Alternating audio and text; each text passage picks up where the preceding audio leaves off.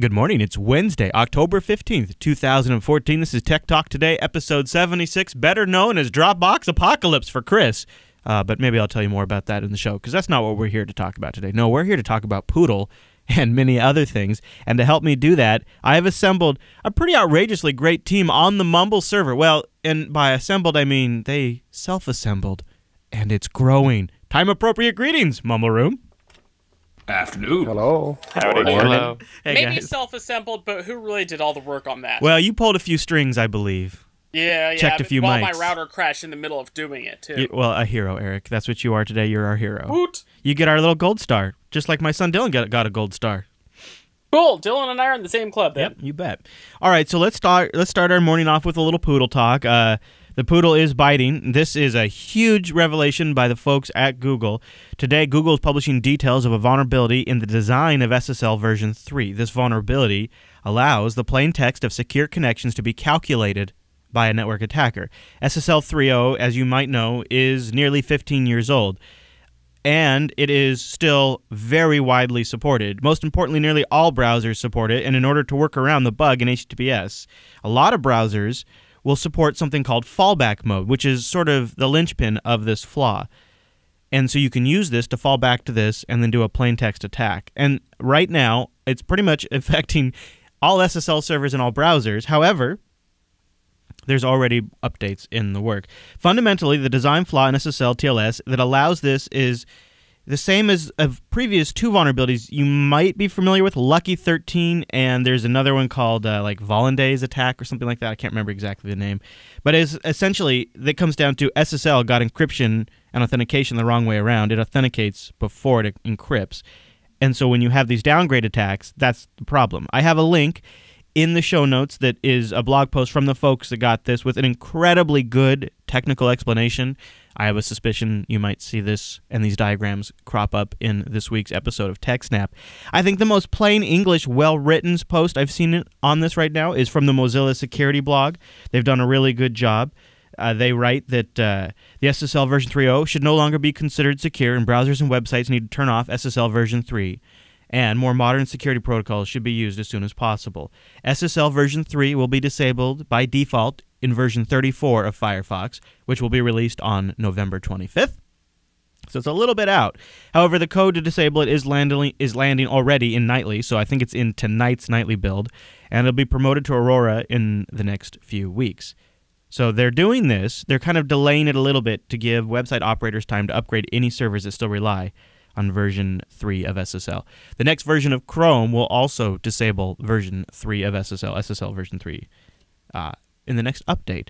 So this is in a long line of big problems we're discovering, and ones that have existed for a really, really, really frickin' long time. Really long time.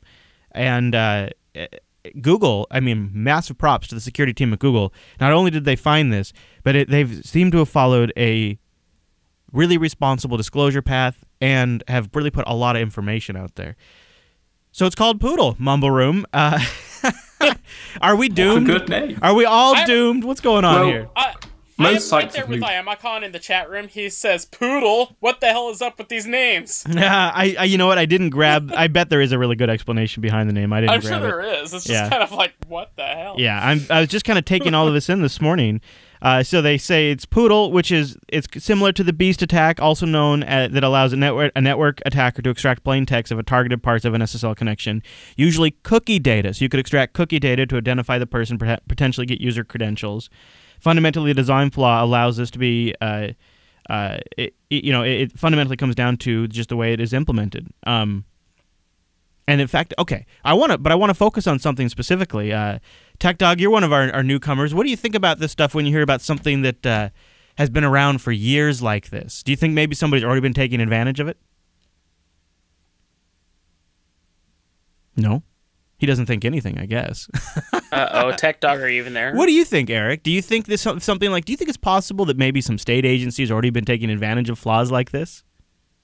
It's very possible. We've seen it before with the NSA, with Heartbleed. Yeah. I wouldn't doubt they figured this out and are doing it again. At least I wouldn't put it past them. And it goes back to the conversation we had during Shell Shock when that came out, is it really comes down to being nimble and able to patch your S as fast as possible. So Yep. I don't really know. I haven't done a total deep dive into Poodle yet, but I have a feeling by the time TechSnap rolls around tomorrow afternoon, we'll have a whole bunch of information on it. And I know Alan's already following it too. So very good. All right. Well, you know what's funny is there turns out there is a topic that the Tech Talk Today audience is interested in following that I never, ever would have guessed. But it's thanks to feedback from the emails and the subreddit that I'm going to cover the next story. But first, I want to mention our Patreon page, and no movement yet again this week. Oh, now I know I don't think we're gonna make it, and that's okay. I know I haven't properly outlined what the milestones are yet, and that's partially because I get to a point where I don't want to put something until I really have a cohesive idea, but I have a general idea of what I want to do, and so it's kind of my fault, and I apologize for that. Hopefully, I'll get better about that. But we're trying to get to 400 patrons by the end of October. We're at 371 right now. And we have some really awesome stuff planned. And I would love it if you could go over to patreon.com/today and help fund any of the shows on the Jupiter Broadcasting Network. The funds we raise there are invested back into the Jupiter Broadcasting Network. They go towards future projects. They go to equipment replacements or equipment additions or anything like that. You'll have a better idea of what I'm talking about in the near future. Patreon.com/today. It's a monthly pledge. Any amount you can afford is appreciated. We also have some preset levels down below to give you an idea of where your funds go to, including the awesome swag level, where not only are you like, boom, right there at the top tier of people that are supporting the network, you also get some free swag from us from time to time. Patreon.com/today. We really need your help, especially for some of the great stuff we have planned. Thanks, everybody. Patreon.com/today. And if you can't afford it, but you know somebody else who enjoys the shows that could, maybe give it a mention to them. Okay, so I didn't expect tax issues to be something that the Tech Talk Today audience follows, but there you have it. It seems like you guys don't like it when these tech companies take advantage of the loopholes and don't pay their fair share. Well, Ireland might be in with you guys. I think maybe you guys are like on the same page or something. It's not as big of a deal as I think is being made out in the tech press this morning, but the double Irish tax loophole, yeah, the double Irish. This used by U.S. companies to avoid paying a whole bunch of taxes is going to be kind of closed. The Irish finance minister announced on Tuesday that Ireland will no longer allow companies to register in Ireland unless those companies are also a tax resident. I bet there's a loophole right there.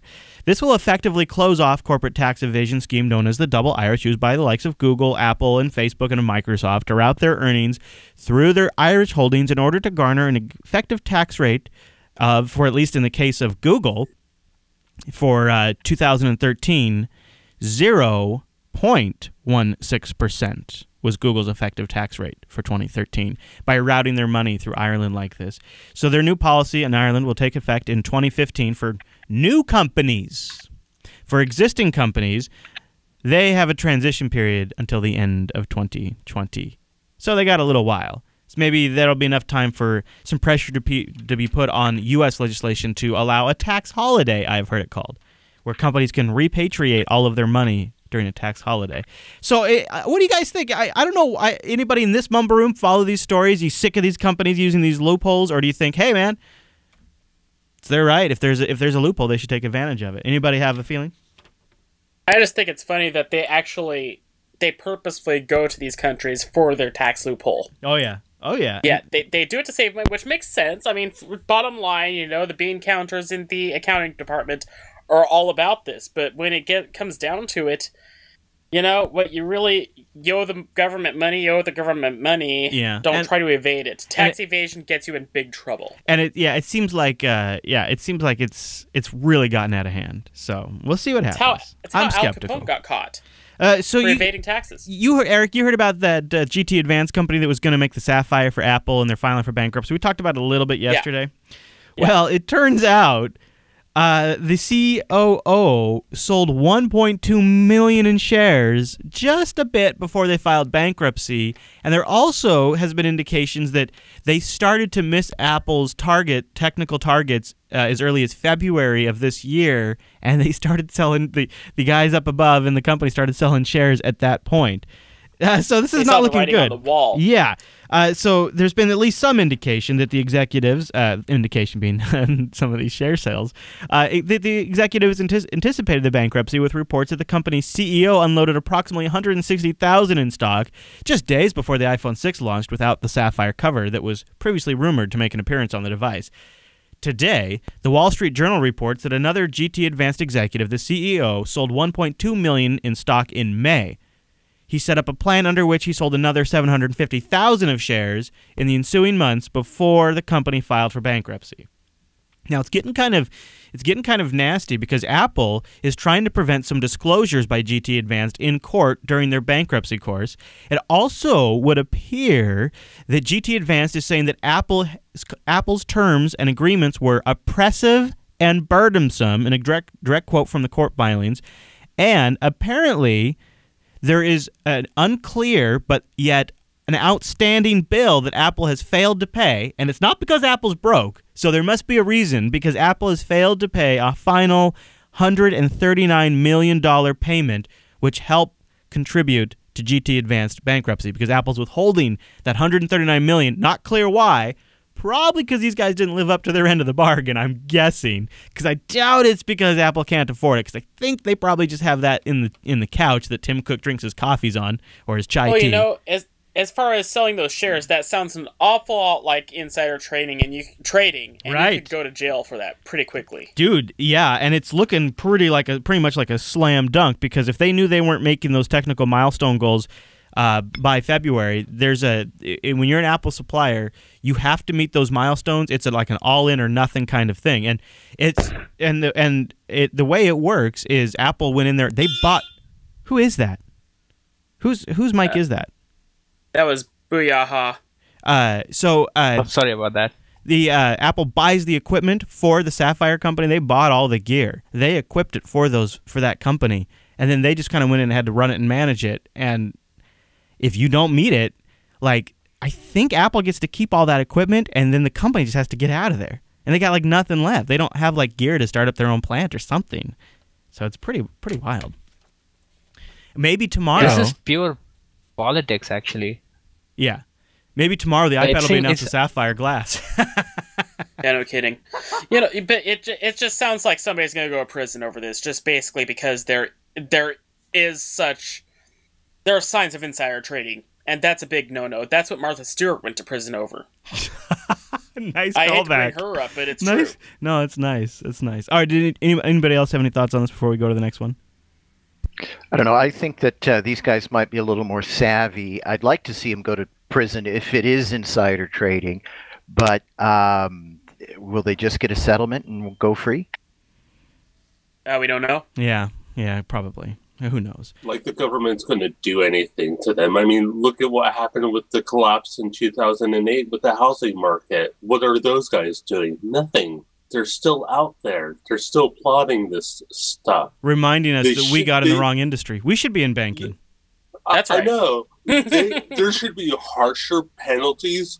And why aren't these loopholes being closed? Like, how many congressmen do I have to call to get this stuff taken care of? I mean, seriously. I know. I've often thought that what we need is Kickstarter for politics, so we could do crowdsourced funding to buy off our own politicians. Like, because it just seems to be like, if you watch all like these idealistic tech companies, they all start up, oh, we're going to play outside the system, we're going to work outside DC politics, and then eventually, like I'm looking right at Google, right? Then eventually they become one of the biggest lobbyists in Washington DC, and they have an army across every state. They have lobbyist offices in every single state. They have one of the largest lobbying firms in DC, right? They just realize we have to go all in. Well, here we are, wasting our money on potato salad on Kickstarter when we could be buying off our own politicians. I don't understand why there's not a politician Kickstarter where we can buy these guys off and just get the legislation we want. Excellent idea. Love it. Okay, so tomorrow we've talked about it a bunch this week. It's iPad stream. We're going to stream it live on Tech Talk today. We'd love to have you join us, and we'll start this pre-show stream around our regular time, but the actual keynote starts at 10, so the show will be a little bit later. But the rumor is that people are not just going to get iPads tomorrow, that we might see some new Android devices, maybe a new Nexus device. including Android L, and Google is teasing it, including some tweets last night. Sundar Pichai put out a tweet saying, "Meet some sweet friends," with a link to a video, which I'll play here in a second.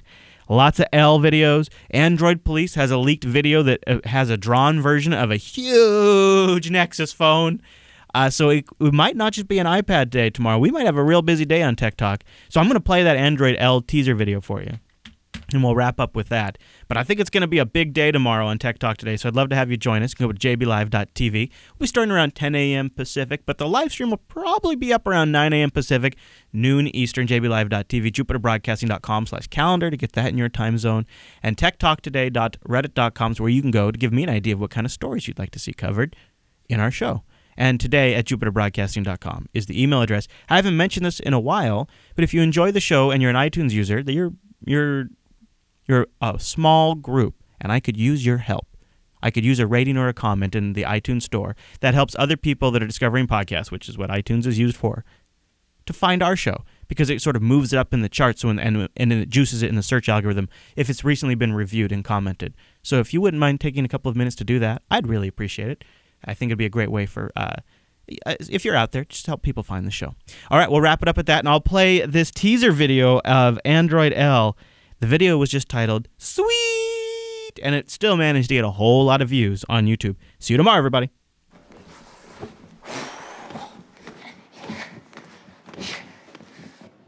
Hey, man. How you feeling? It's show me sweet. Sweeter? Oh, that's perfect.